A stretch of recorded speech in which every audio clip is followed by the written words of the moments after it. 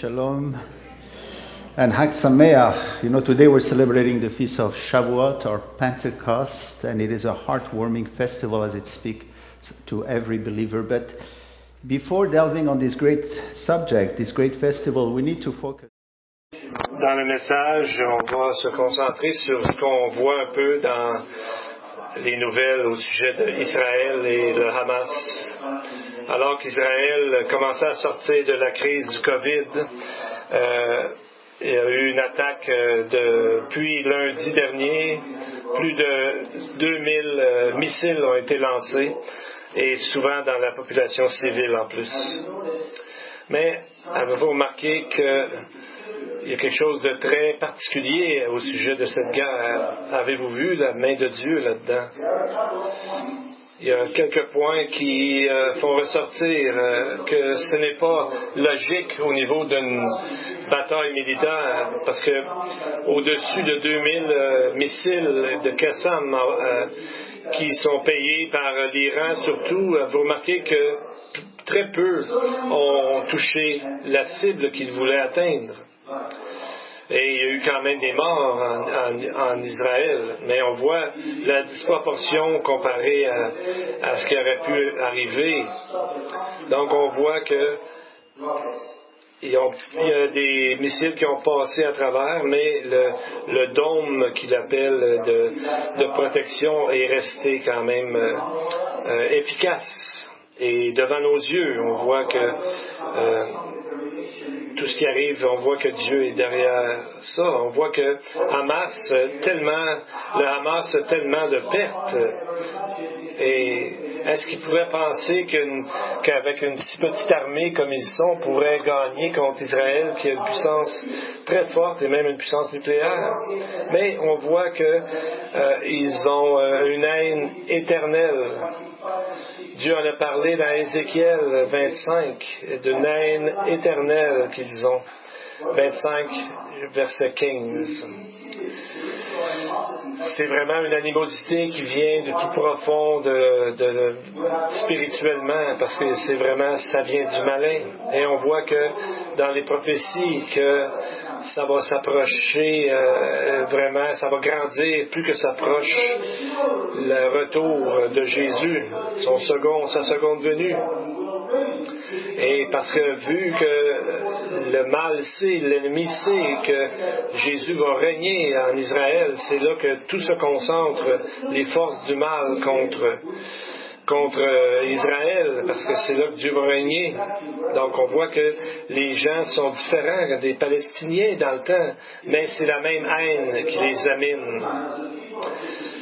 Et leur jugement a été annoncé dans la parole de Dieu. Des gens différents, mais la même haine qui est là. Mais ce qui est triste, c'est que les civils palestiniens en souffrent eux-mêmes, encore plus le peuple palestinien. Pour eux, on a vraiment besoin de prier. Il y a un journaliste qui a rapporté qu'il n'a pas pu voir aucun abri dans la bande de Gaza. Ils ne sont pas protégés. Il les laisse comme ça parce qu'ils sont uniquement tournés vers le mal. Ils ne s'occupent pas de leur propre population. Alors que Israël, lorsqu'ils bombardent, ils les avertissent d'avance, ils envoient des tracts pour que les gens s'en aillent. Et ils les avertissent pour que les gens s'en aillent. Et, par contre, malheureusement, parfois, ils ne savent même pas qu'ils sont... parce qu'il y a des choses souterraines où l'ennemi, à partir de laquelle lance ces choses. Donc, dans l'histoire, plus tard, ils vont vraiment avoir de la misère à expliquer tout ce qui se passe maintenant, parce qu'il y a beaucoup de choses qu'on ne sait pas. Ce qui est triste, c'est que ce qui est différent, c'est qu'il y a 20% des gens de la population de Jérusalem qui sont des Arabes israéliens. Ils sont 20% de la population et eux-mêmes maintenant se tournent contre les Juifs à l'intérieur des propres villes, comme vous avez vu aux nouvelles. Le gouvernement a appelé ça des pogroms. Un pogrom, c'est une émeute violente qui a pour but de massacrer des Juifs. Ça a toujours existé depuis plus de 2000 ans, mais le plus récent fait de ça, c'est avec les nazis qui ont fait des pogroms, qui ont tué des Juifs, qui ont massacré des Juifs au sein des villes même. Dans les confrontations violentes, il y a eu dans Lod, ils ont brûlé 5 synagogues. D'autres confrontations dans Haïfa, Acre et Tibérias. Plusieurs blessures et plusieurs même très sérieuses. Et pendant que je parle, il y en a encore qui se passent là-bas, des guerres et tout ça. C'est encore en cours. Mais si on regarde sur une carte, on voit comment Israël, c'est petit. Au sud, c'est quoi? Le désert. Le centre et le nord, c'est plein de musulmans dans les villes et les villages. Ce n'est pas le pays que Dieu avait dit que son peuple aurait à la fin des temps. Ça va être bien différent de ça, mais présentement, c'est ça. Ils sont entourés d'ennemis. Alors, toutes les prophètes ont dit d'une même voix le temps de tribulation qu'ils ont appelé l'angoisse de Jacob. Et ces émeutiers viennent des deux côtés, en fait, autant de la part des musulmans que de la part des juifs religieux extrémistes. Après cette guerre, Israël ne sera plus jamais exactement la même. Parce que le gouvernement va avoir maintenant à s'occuper de l'ennemi à l'extérieur, mais aussi d'un nouvel ennemi, l'ennemi de l'intérieur. On voit dans le psaume 83, parle de ça, que les ennemis d'Israël, il y en aura d'autres, d'autres nations, mais il y en a qui sont, dans le psaume 83, c'est ceux qui sont près d'Israël, à proximité. On voit les Édomites, les Ammonites, les Philistins, les Moabites, et même le psaume parle de l'Assyrie qui va aussi se joindre à eux. Donc, qui est l'Assyrie aujourd'hui? Bien, c'est facile à voir, c'est l'Iran qui occupe les mêmes territoires que dans ces moments-là. Et on voit que c'est eux autres qui sont derrière cette violence, qui supportent et qui fournissent les armes souvent pour cette violence. La semaine prochaine, on va voir la campagne de la guerre d'Armageddon et on va parler du psaume 83 parce que ça a rapport vraiment avec ça. Pour le moment, avant de parler de cette fête du Seigneur, de Pentecôte, ou qu'on appelle en hébreu le Shavuot, et avant, on va faire comme c'est notre tradition de prier pour nos enfants, les plus précieux cadeaux que Dieu a pu nous donner, c'est qui sont nos enfants. Alors bien sûr, si vous avez des enfants avec vous, mettez-les près de vous et prions ensemble pour le bien de nos enfants.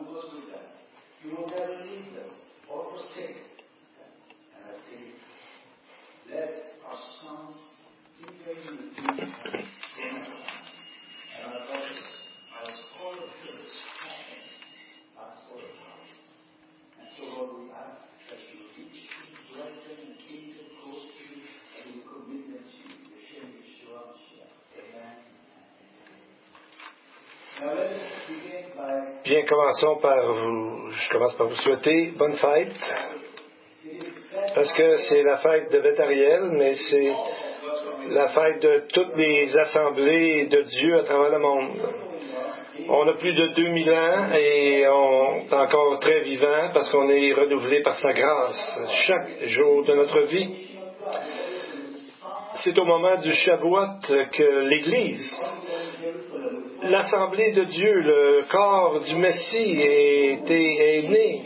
c'est ce qui est arrivé qui a transformé complètement le monde, qui a commencé avec 12 disciples et Jésus les a entraînés, les a envoyés à travers le monde et ça continue jusqu'à aujourd'hui à aller dans toutes les nations comme Dieu nous a commandé à travers l'Esprit Saint et depuis sa conception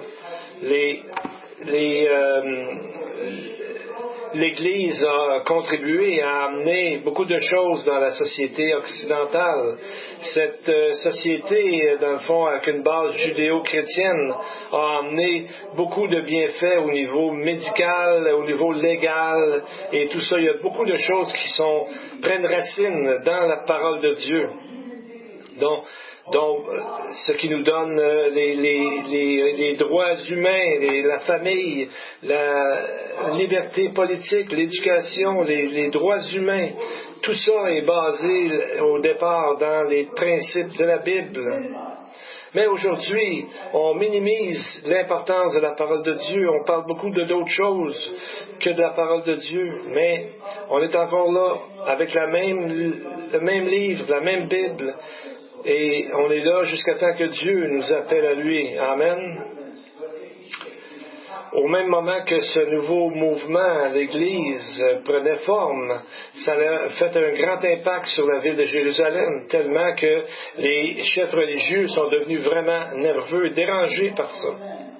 Et pourtant, il y a un de leurs propres chefs religieux, il a dit une prophétie sans même s'en rendre compte, sans même être lui-même un croyant, dans Acte 5. Son nom est Gamaliel et c'est avec lui que Paul a appris qui a appris ces choses pour être pharisien. Il était avec lui. Et Gamaliel a dit, verset 38-39, « Et maintenant, je vous le dis, ne vous occupez plus de ces hommes, mais laissez-les aller. Si cette entreprise ou cette œuvre vient des hommes, elle se détruira. Mais si elle vient de Dieu, vous ne pourrez pas la détruire. Ne courez pas le risque d'avoir combattu contre Dieu. » Il avait raison. Et il combattait Dieu lui-même. Parce qu'on est encore ici 2000 ans après que ces mots ont été prononcés, ces mots qui célèbrent notre anniversaire de naissance. Parce que personne ne pouvait arrêter ou changer le message du salut. Donc ce message est tellement central que Jésus lui-même appelle l'Église quoi? Sa fiancée, son épouse. Et encore plus, il l'appelle quoi? Son corps. Alors c'est vraiment quelque chose de profond qu'on voit ici. Alors on a deux illustrations, la fiancée ou l'épouse et son corps. Et on a des textes qui nous parlent du mariage aussi dans ce sens. Donc c'est le lien le plus fort qu'il peut avoir entre Dieu et l'homme. Et on voit exactement l'image des assemblées de Dieu. Et nous pouvons remercier le Seigneur de faire partie de si beau plan. Aujourd'hui, on va regarder le texte de Actes chapitre 2, 2000 ans en arrière, pour voir la naissance de l'assemblée de Dieu, et donc l'épouse et le corps du Messie. Et on va voir une histoire magnifique de Ruth et de Boaz. Boaz, dans le fond, qui est l'ancêtre de David et par le fait même de Jésus. Donc leur union entre Ruth et Boaz, c'est un type de notre union à nous avec le Messie, notre Sauveur. Alors, regardons dans nos Bibles, dans Acte 2.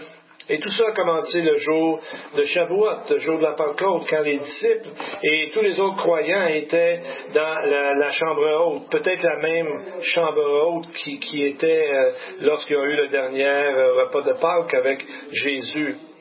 Et c'est là, versets 1 à 8, qu'ils étaient, et on va lire la naissance de l'Église. Le jour de la Pentecôte, Shavuot, ils étaient tous ensemble dans le même lieu. Tout à coup, il vint du ciel un bruit comme celui d'un vent impétueux, et il remplit toute la maison où ils étaient assis. Des langues, semblables à des langues de feu, leur apparurent, séparées les unes des autres, et se posèrent sur chacun d'eux. Et ils furent tous remplis du Saint-Esprit, ils se mirent à parler en d'autres langues, selon que l'Esprit leur donnait de s'exprimer. Or, il y avait en ces jours à Jérusalem des Juifs, hommes pieux, de toutes les nations qui sont sous le ciel.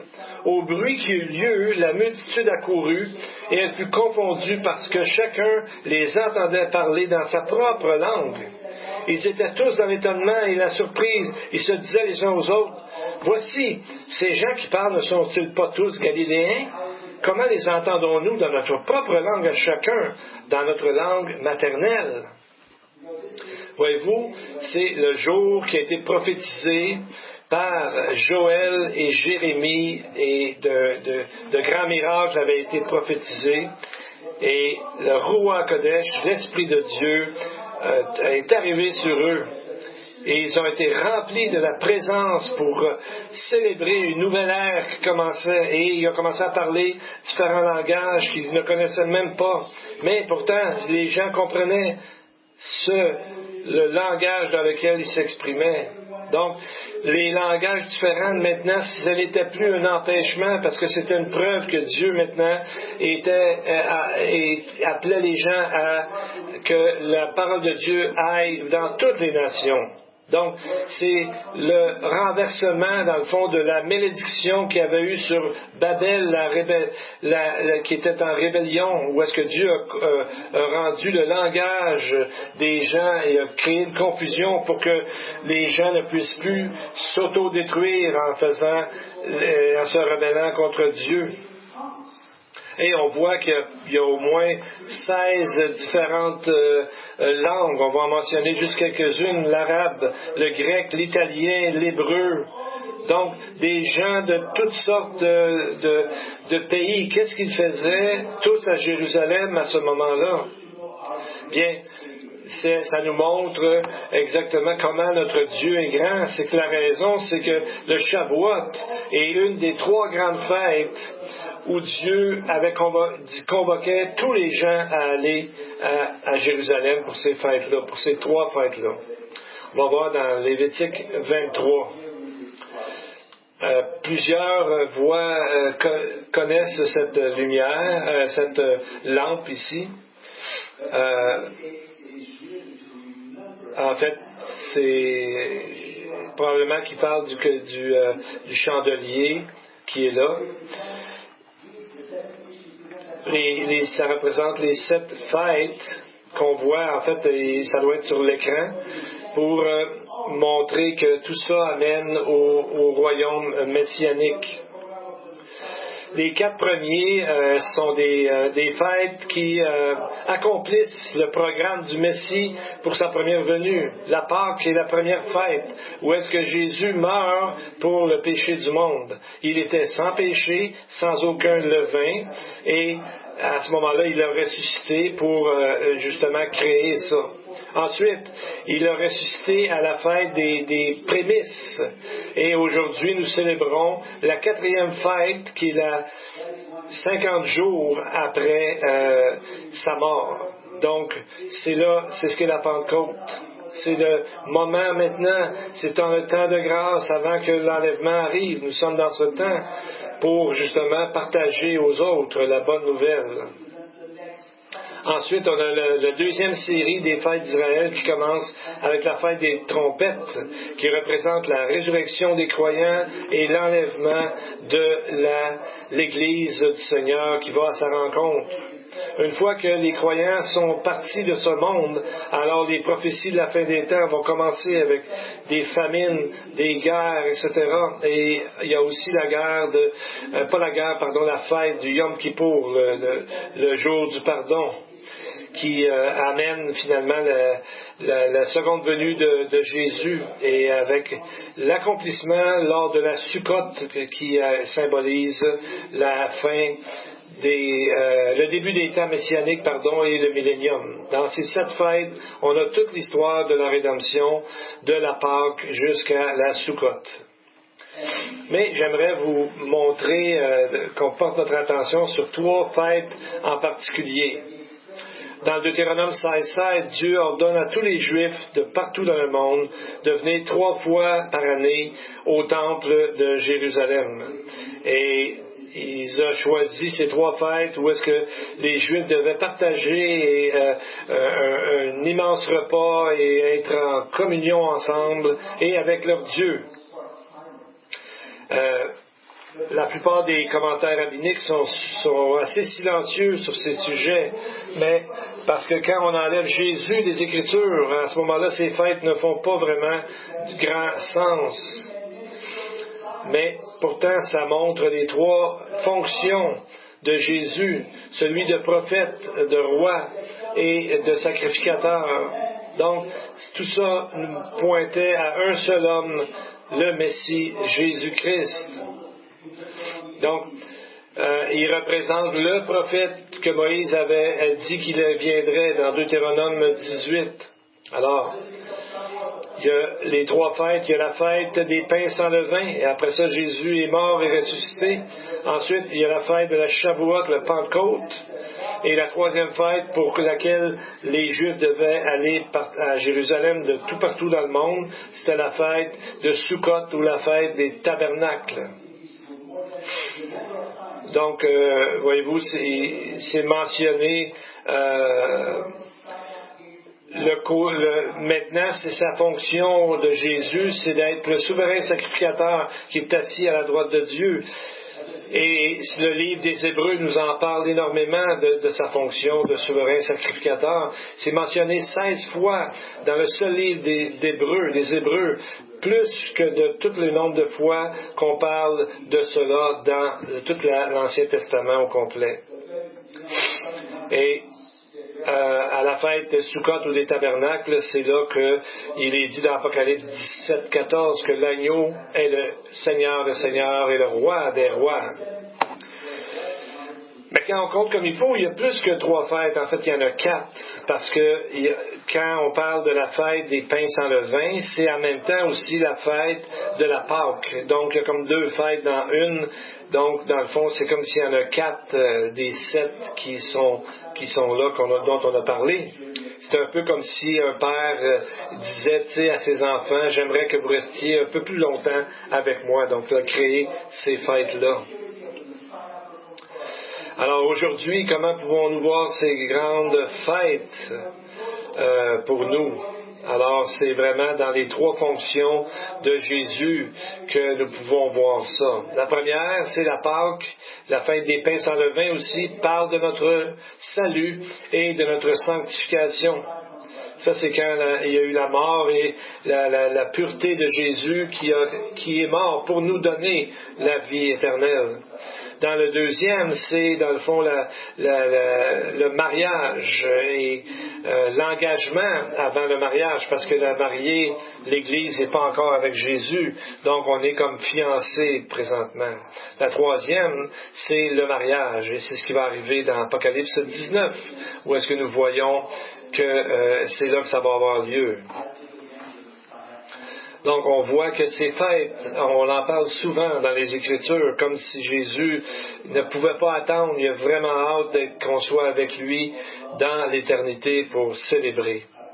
Et aujourd'hui, ce qui va nous aider à voir tout ça, c'est le livre de Ruth, où on va voir de magnifiques images sur justement cette relation entre Dieu et sa fiancée, dans le fond. On dit souvent à la blague que c'est un livre qu'on trouve par la foi. En fait, c'est un livre entre Juges et 1 Samuel, ou encore, si vous aimez mieux, c'est le 8e livre à partir du début de la Bible. En fait, dans ce livre, le nombre 8, comme on disait, c'est le livre en hébreu, c'est shmoné, du mot shemen, qui veut dire être rempli, un peu comme quand on parle de vous savez, dans le gras de l'huile. Donc, ça parle d'une richesse. Comme le psaume 133 qui dit qu'il est doux et agréable pour des frères, vous savez, d'être ensemble. C'est comme de l'huile shemen qui descend sur la tête. Donc, voyez-vous, ce texte nous montre vraiment un peu le chemin du croyant. Alors, c'est le message de ce livre-là de Ruth. Traditionnellement, dans la tradition juive, c'est que ces événements, dans le livre de Ruth commence avec la première récolte d'orge, la fête de Bikurim, qui symbolise, dans le fond, la résurrection du Messie. Et à la fin du livre, ça finit avec un mariage, donc, qui est la récolte, dans le fond, du blé et tout ça. Donc, c'est pour ça qu'on lit ce livre. Et on voit qu'au début, on va voir que Ruth commence au début par de l'orge, qui est un grain assez pauvre, et finalement, à la fin, c'est avec le blé, qui est un grain beaucoup plus riche. Donc, ça signifie vraiment une image du voyage du croyant. Donc, on voit que, dans le fond, il y a 2 pains dans cette fête, alors que d'habitude, il n'y a pas de pain avec du levain, mais ça montre que les gentils et les juifs sont dans le plan de Dieu. Les deux vont ensemble. Vous savez, durant le temps du temple, le souverain sacrificateur ou le sacrificateur présentait 2 pains. Un pain sans levain et un pain avec du levain, et qu'il devait présenter à Dieu. Et c'est ce que 23:17, un verset. Vous apporterez de vos demeures 2 pains, pour qu'ils soient agités de côté et d'autre. Ils seront faits avec 2 dixièmes de fleur de farine et cuits avec du levain. Ce sont les prémices à l'Éternel. Donc, qu'est-ce qui est un peu différent? Je l'ai déjà dit, j'ai devancé, je crois, mais c'est le levain. C'est ce qui est différent. Parce que d'habitude, il n'y a pas d'offrande avec du levain. C'est la seule fois. Dieu avait défendu d'offrir quoi que ce soit avec du levain, mais pas ici. Encore là, les commentaires rabbiniques sont très silencieux sur cette partie des Écritures, ou encore sont débordant d'imagination dans toutes sortes d'ailleurs de choses un peu étranges. Mais un fameux rabbin, Rabbi Shaul, on connaît sous le nom de Paul, il nous amène exactement au cœur de cette cérémonie dans Éphésiens 3:3-6, où il nous dit l'accomplissement de la fête de Shavuot, de la Pentecôte, parlant de l'Église biblique de Dieu. Il explique qu'avec les Juifs, les païens sont co-héritiers, qui forment le même corps et participent à la même promesse en Jésus-Christ par l'Évangile. Donc, on voit ici, il révèle le vrai sens de la fête de la Pentecôte. Que les païens sont quoi? Co-héritiers avec Israël, en adorant le même Dieu et en proclamant le même Dieu et la parole de Dieu. Comme ici, nous sommes à Beth-Ariel. Ensemble, on est là de différentes nations, de différents backgrounds, mais on est ensemble. C'est un peu comme l'Église invisible. Des Juifs et des gentils qui célèbrent Dieu ensemble. Dieu sait qui sont ses enfants. Et donc, c'est vraiment l'accomplissement de la fête du Pentecôte. Ruth représente elle-même chaque croyant qui rencontre son Sauveur. Et on va voir dans cette histoire des choses merveilleuses qui arrivent comme par hasard, entre guillemets, où est-ce qu'on voit de l'espoir, de la fidélité et de la grande gentillesse, de la bienveillance au milieu de tragédies quand même qui sont arrivées.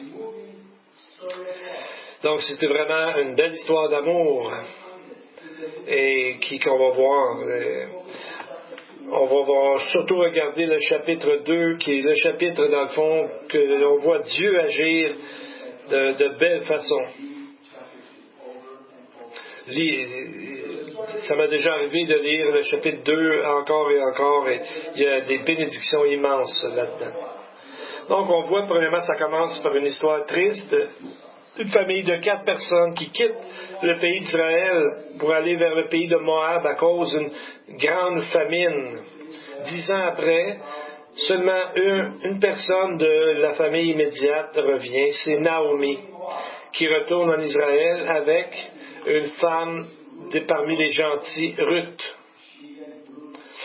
Donc, elle a même dit à Ruth de s'en aller Parce que Naomi, elle était avancée en âge et elle a dit à sa belle-fille de ne pas la suivre parce qu'elle savait qu'en Israël, une Moabite n'est pas bienvenue. Et Ruth est encore une jeune femme, elle pourrait se remarier et étant de Moab, justement, elle ne se ferait pas aimer. Donc, elle voulait l'empêcher de souffrir. On voit qu'après 2 essais de la décourager, Ruth a refusé de l'abandonner. Et c'est là qu'elle a dit des mots qu'on se sert souvent dans les mariages. Chapitre 1, versets 16 à 17. Ruth répondit, « Ne me presse pas de te laisser, de retourner loin de toi.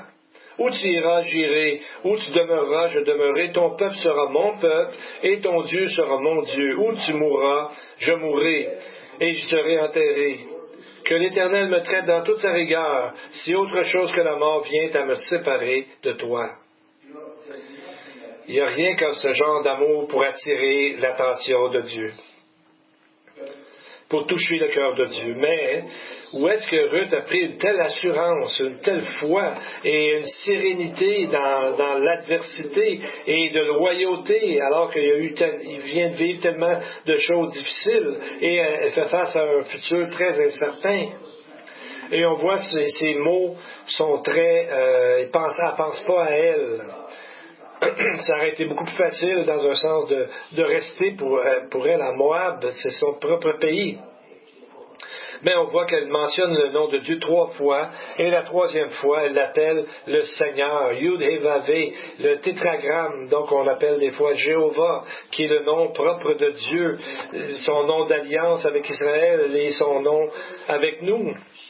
Ruth était sûrement devenue une croyante, elle croyait déjà en Dieu, en l'Éternel, et ça y a amené du courage et de l'amour. Donc, elle savait probablement très bien qu'est-ce qu'elle faisait, parce qu'elle avait déjà rencontré Dieu, elle avait déjà commencé sûrement à marcher par la foi. Et c'est là qu'ils arrivent à la ville de Naomi, sa ville de naissance, Bethléem, et sûrement qu'ils étaient très pauvres parce que c'était le temps de la récolte de l'orge, et Ruth va à travers les pauvres du pays pour essayer de trouver une subsistance en ramassant les grappes que les récolteurs laissaient derrière. Et c'est là qu'on voit que le Seigneur entre dans l'histoire et d'une façon tellement magnifique et forte. Premièrement, elle arrive dans un champ, dans tout Israël, elle arrive exactement dans un champ pour ramasser les fruits qui sont là, comme on disait. Et on va voir 7 signes de la providence de Dieu directement dans l'histoire qu'il s'est occupé. Exactement comme c'est dans notre vie. Souvent, on voit seulement après tout ce que Dieu a fait dans notre vie. Sur le coup, des fois, on ne réalise pas tous les morceaux du casse-tête qui sont en train de se placer, mais on le voit plus tard. Donc souvent, comme on dit la chanson, il y a tous les mondes, il tient tout le monde dans ses mains. Donc Dieu, quand il décide d'agir, on voit que tout ce qu'il fait. Chapitre 2, verset 3. Il arriva qu'elle alla glaner dans un champ, et il se trouva par hasard que la pièce de terre appartenait à Boaz, qui était de la famille d'Élimélec. Alors on voit, et il arriva que, donc en hébreu, c'est un mot, mikré. C'est pas, donc ça montre que c'est pas quelque chose d'ordinaire qui est arrivé. C'est vraiment quelque chose de pas habituel, comme un incident. Donc, un peu comme le serviteur d'Abraham, quand il a prié pour aller chercher une femme pour le fils d'Abraham, Isaac.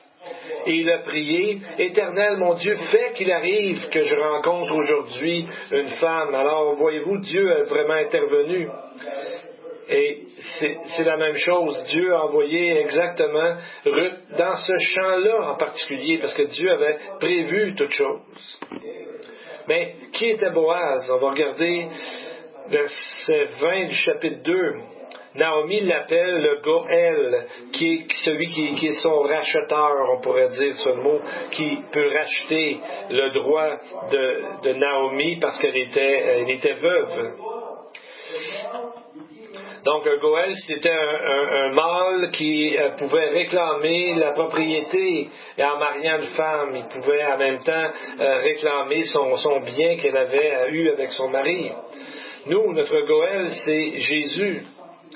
Ce mot Goël il est utilisé 21 fois dans ce seul livre. Donc, on voit l'histoire de Ruth, c'est vraiment l'histoire de celui qui était pour racheter les croyants, qui était pour arriver. Donc,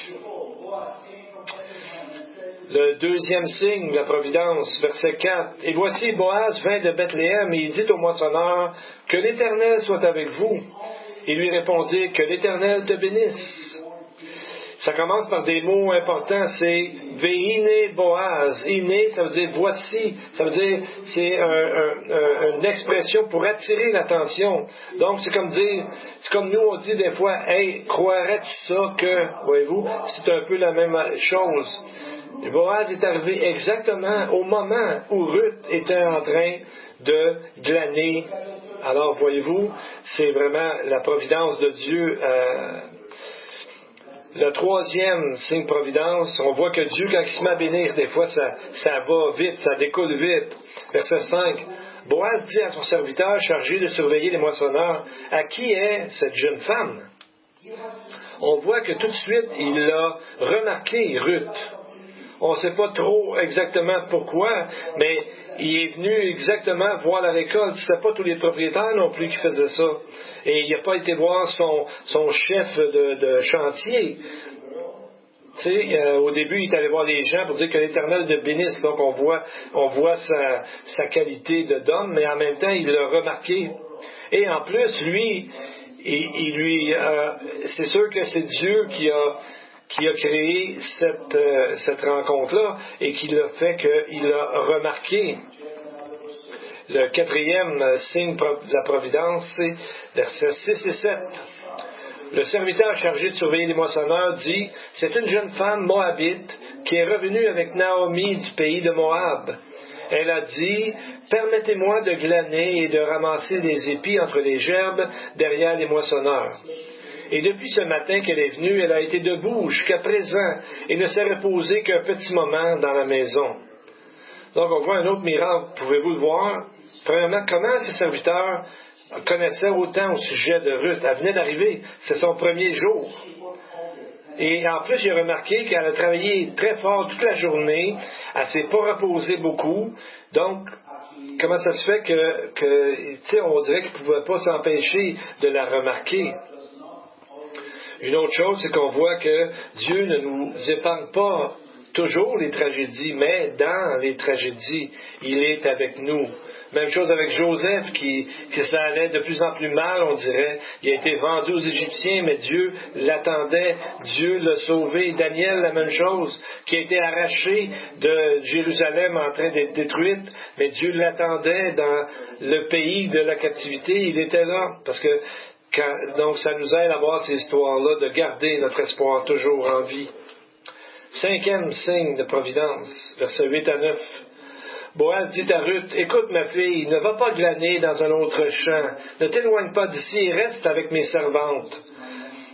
Regarde où l'on moissonne dans le champ et va après elle. J'ai défendu à mes serviteurs de te toucher.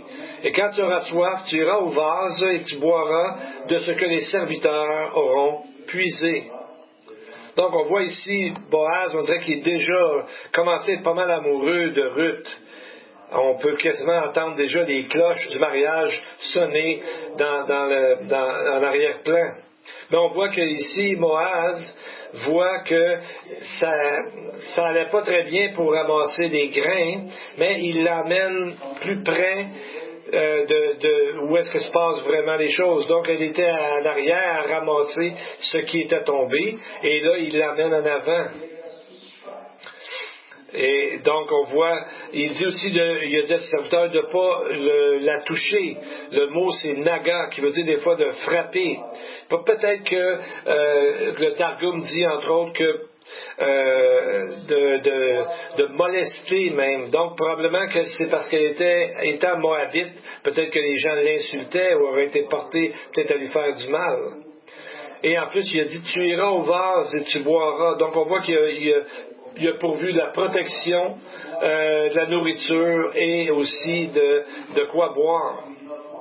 Parce que, dans le fond, les Moabites n'étaient pas supposés même d'aller dans l'assemblée d'Israël.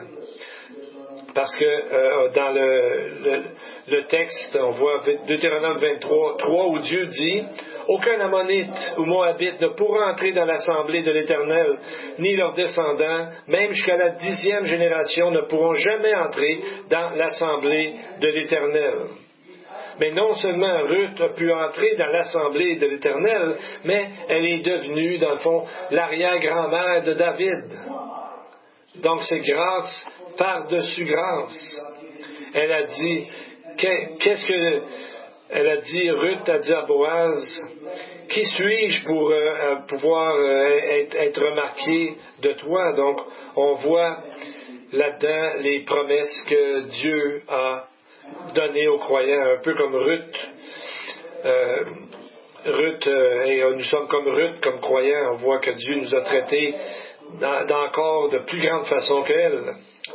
Le 6e signe de providence, verset 14. Au moment du repas, Boaz dit à Ruth, « Approche, mange du pain et trempe ton morceau dans le vinaigre. » Elle s'assit à côté des moissonneurs, on lui donna du grain rôti, elle mangea et se rassasia, et elle garda le reste. Donc, on voit toute une progression ici. Elle est partie complètement derrière, finalement, toute la récolte et jusqu'à l'avant. Et non seulement avant, elle ramassait ce qui traînait, mais là, elle fait partie des gens qui récoltent. Et on voit aussi qu'il lui a donné du grain.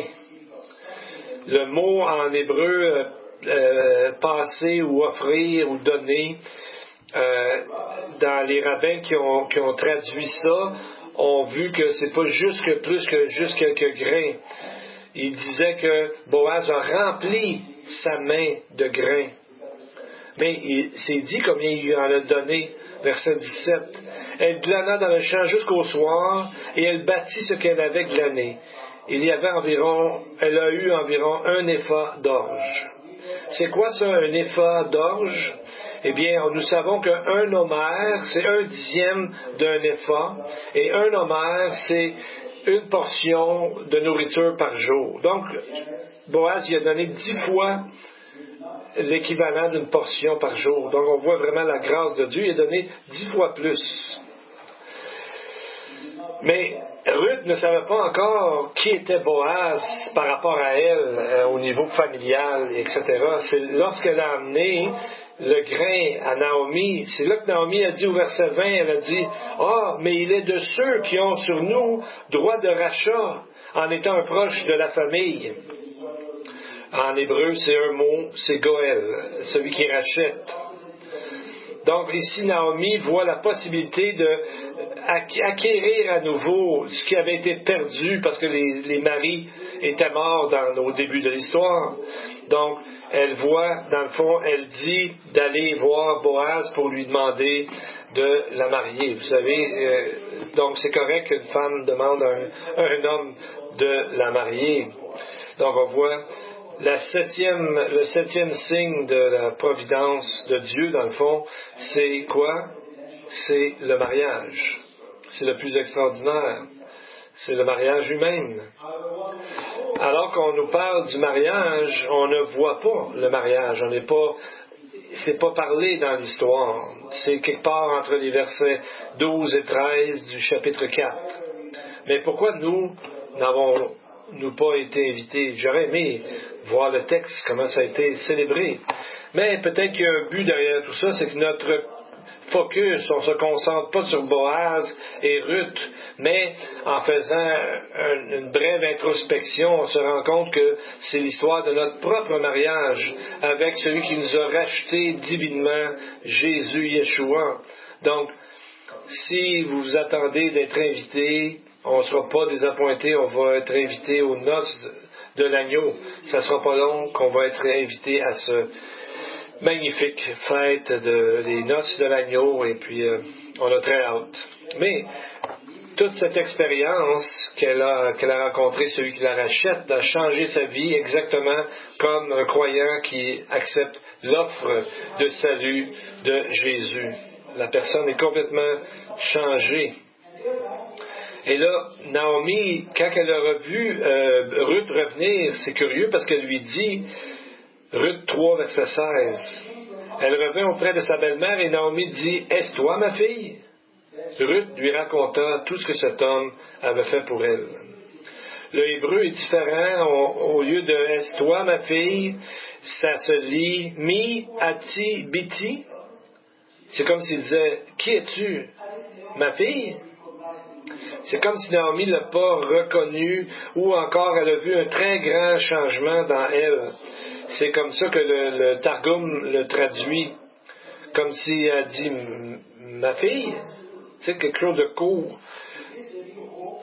Donc, qu'est-ce qui est arrivé à Ruth? Est-ce que c'est le nouvel espoir que tout ça lui a donné, qui l'a changé? Exactement comme un croyant, lorsqu'il accepte le salut en Jésus, toute la perspective du monde s'ouvre et change, et il nous est donné un espoir éternel qui change toute notre vie.